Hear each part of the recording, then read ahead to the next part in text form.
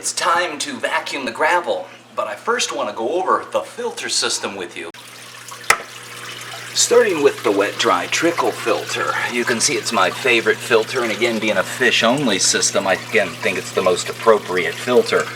All of that is significant aeration of the water, which in turn is going to improve the effectiveness of the biological filter. We've got a filter pad line across the top to capture any particles. We've also got a pre-filter in the internal overflow. This being the protein skimmer, does a fine job, sits in the open end of the sump. Over here is the main water pump. This is a Velocity brand water pump. Extremely quiet. Unfortunately, with extremely quiet tends to come high levels of heat. This pump will probably run this aquarium at 78, 80, possibly 82 degrees.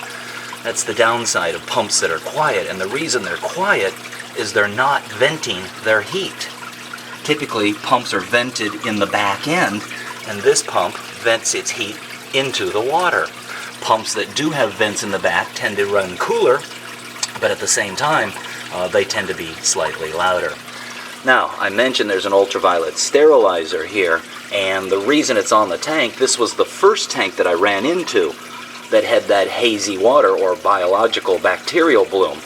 And it took me about 6 months to try to figure it out after doing water changes and changing the rocks and the gravel and such. We added an ultraviolet sterilizer, and within a matter of days, it resolved that haziness that had occurred over the last 6 months. That water in turn passes back into the underside of the tank, where it is returned with those two jets, and of course that's also where the water exits the tank. So we want to take advantage of the opportunity and double check our salt level as well as the pH of the water in this saltwater system. I like my favorite and easy to use $10 hydrometer along with that pH test kit that takes a couple of drops of solution and gives a quick, easy, bright color.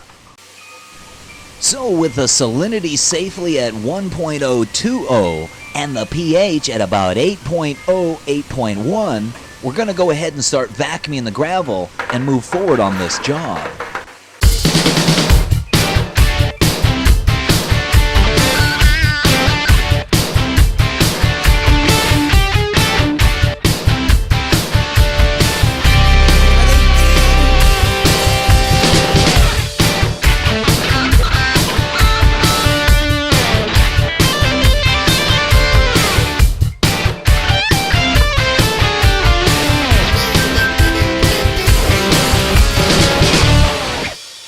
So now that we've taken the water out of the tank, the dirty water, we want to clean the protein skimmer as well as change the filter pad that's over the wet-dry trickle filter.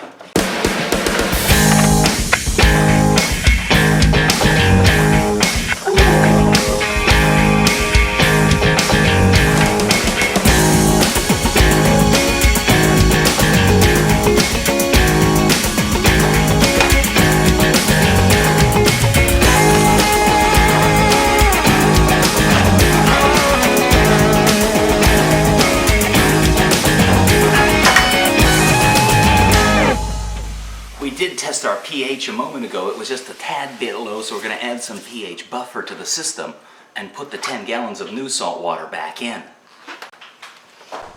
A pH buffer is what helps support the actual pH itself. It's in a powder form. We'll introduce this directly into the tank.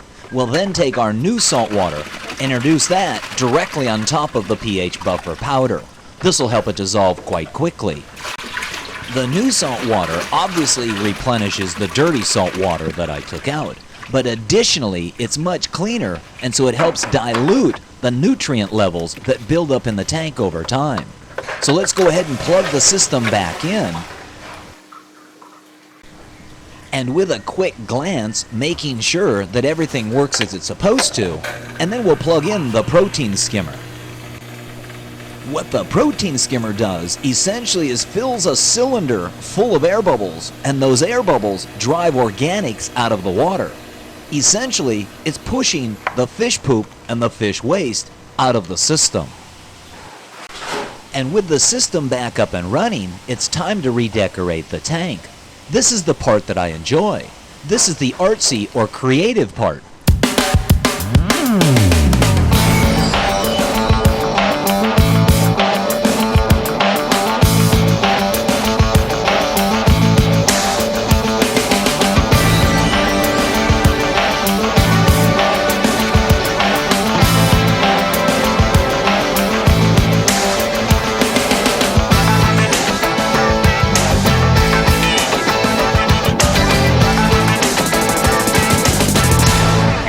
The decorations within the tank.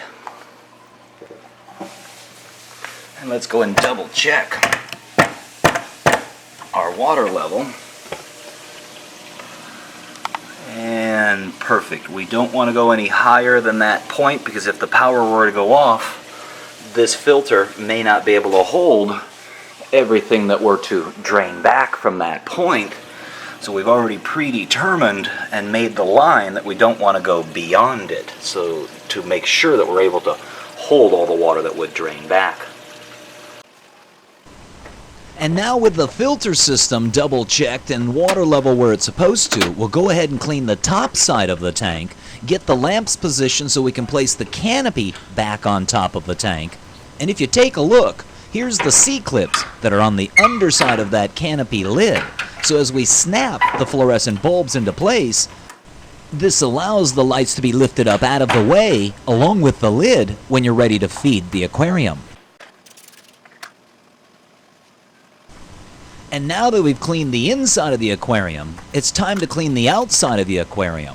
We're going to avoid ammonia-based cleaners and use polishes made specifically for an acrylic aquarium. We're also going to take and clean the outside of the aquarium stand. Being that gloss black laminate, any smudges or drips do show up.